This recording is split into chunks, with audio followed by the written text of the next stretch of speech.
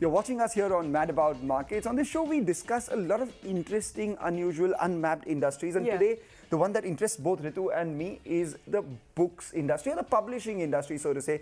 Both of us are readers. Ritu, you don't read much because I don't see you posting much on Instagram about them. Well, not everybody who's reading is bookstagramming what they're reading, but you know, fact or fiction, I mean, I love reading both, and so do you. I do too, but lately I've been reading on my Kindle a lot more than I've been reading physical books. Well, that's actually a trend that's picked up during the pandemic a lot more, and you know, as always, let's size up this market because that's what we do here on Mad About Markets. Now, it was about 30,660 crore rupees, that is the size of the market, as of FY15 for the publishing industry. But in just 5 years, it more than doubled to 72,000 crore rupees. And come FY24, the industry is expected to cross 100,000 crores.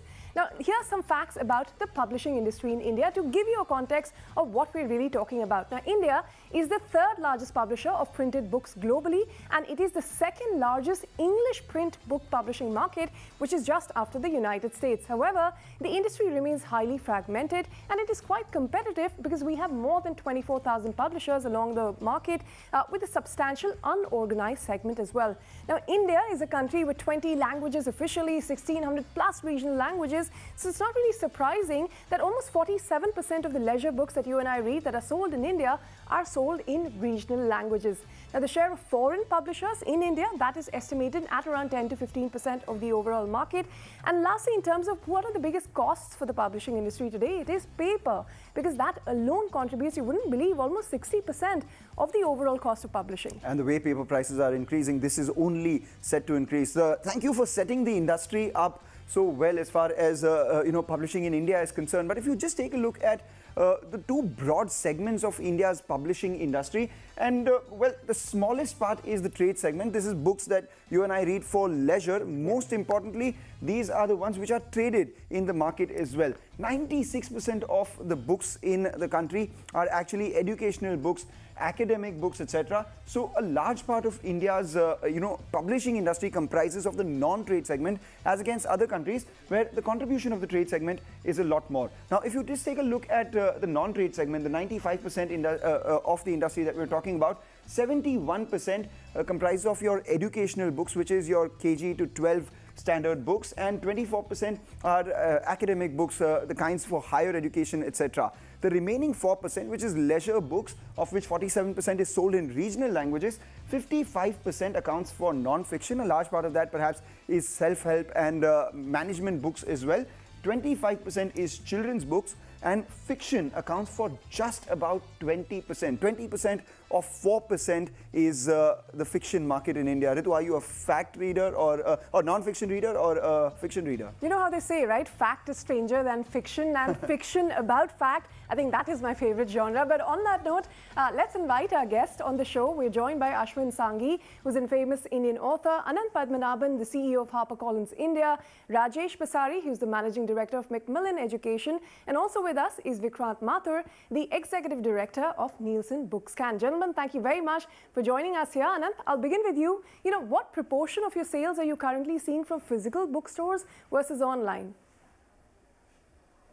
In the pre-pandemic world, it used to be 5 out of 10 books were sold in bookstores. It's now down to 3 out of 10 books, but it's growing. We are seeing as more and more bookshops are coming up, especially for children's books. I think it's important for a child to be able to touch, feel, or even for the parent to see the book, and we're seeing that happening a lot more. So let's say at about December, let's say we were selling 70% through online, 30%. I think it'll be more towards a 60-40 as more and more bookshops open. We are seeing fantastic business in the airport bookshops. A lot more people are traveling now. We're seeing great business of physical stores for children's. Adult bestsellers tend to be purchased online because you don't have to check it for size or color, so people buy more. But the advantage there when you order online is people are buying more than one book at a time. So 60-40 will be a good mix. 6 out of 10 online, 4 physical, because discoverability, when you know what you want, you might go online. But when you're looking for a good book to read, I think you want to stand and browse, and that's a habit that you can't take off people. Interesting perspective there. More people are traveling, so more buying from the airport bookstores, etc. And when you buy online, you obviously buy more than one book. I'm guilty of that as well. But Vikrant, coming to you, can you throw some light on the rate at which the sub-segments of the publishing industry are likely to grow at? The sectors which are growing, I think, is the educational sector, which is growing tremendously over 20-24%. And the kind of growth is coming out because of we are the largest enrollment in the school market, while we are in the higher education, we are third largest enrollment by students. If you look at the other two, which are China and US, outside that, India is the biggest market in the higher education space. And that's the reason of India continue to remain the solid growth market. We continue to grow the educational sector, as I said, over 24%. While if you look at the other market, which is the leisure reading, that's also growing about 12% year-on-year basis.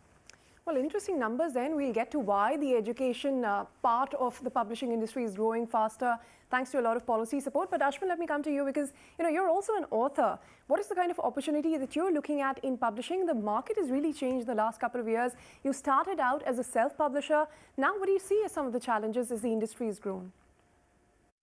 I started out in 2003 and I completed my first book in 2005.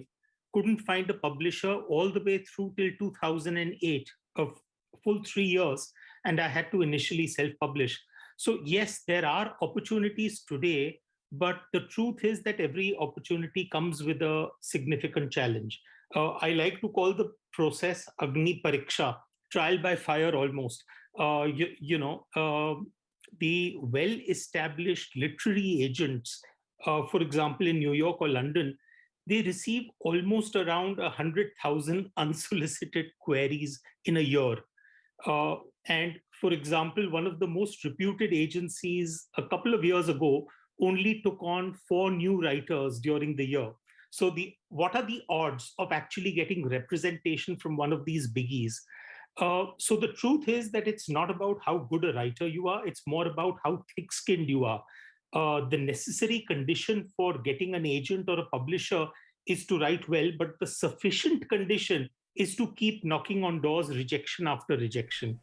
Take that point. But, just to understand why non-trade books are actually dominating, picture this, the publishing industry in India is an essential part of the Indian education system. There are nearly 250 million K-12 or KG to class 12 students and more than 35 million higher education students in the country. These students rely primarily on books as their primary medium for learning. The fact that the trade segment is largely unorganized means that non-trade dominates all the more. So that explains why, we have 96% of the industry, which is almost exclusively dedicated towards education and higher education, whereas leisure accounts for just around 4%. Yeah, and to take that forward, even though print books are currently dominating the publishing landscape in India and digital formats account for a very small share of the market at about 8 to 10% is the latest data that we have as of 2019. And this is expected to have improved because audiobooks and e-books are expected to be critical growth drivers in the future. The increased penetration of technology and internet into the lives of Indians, that is bound to change the way we're consuming knowledge as well sooner than later, which is why you're seeing the shift in the increasing significance of digital books. That's correct. So, let's pose that question to Rajesh itself. Rajesh, what according to you is the penetration of digital been like in the past few years, pre-pandemic and post-pandemic? So, if you ask me, digital pre-pandemic was never a new phenomena. If you look at specific to, a company like Macmillan, which has been at the forefront of curriculum in India for the last 1 century or more than a century, we have been investing into digital, through interactive whiteboard solutions, apps, and digital products. That's why I said it's nothing new. But yes, during pandemic, one thing which really gained prominence in the market is the emergence of blended learning. LMS solutions with a host of services built around it has actually become big, in terms of and critical for growth for a lot of publishing houses. Let's take a look at some of the emerging channels as well that could further boost the growth of the publishing market in India. And the biggest one of them all is online retail, which accounts for nearly 50% of trade books. So nearly 3% of the overall books which are sold in some titles could actually be online as well. Books are being sold via subscription and bundle packages as well. So if you are, buying books via subscription models where a book comes to you every month, or bundle packages where you get, say, the entire collection of an author, etc., that's emerging as an interesting channel.